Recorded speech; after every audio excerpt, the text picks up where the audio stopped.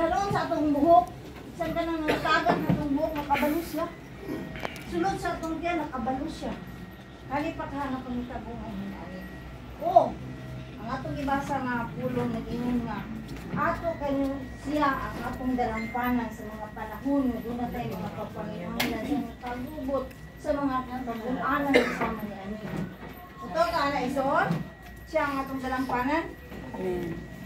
Kung sa may primero ninyong singgit pag naisunog? Tabang, Lord. Ito naman eh. Tabang. Huwag yan na.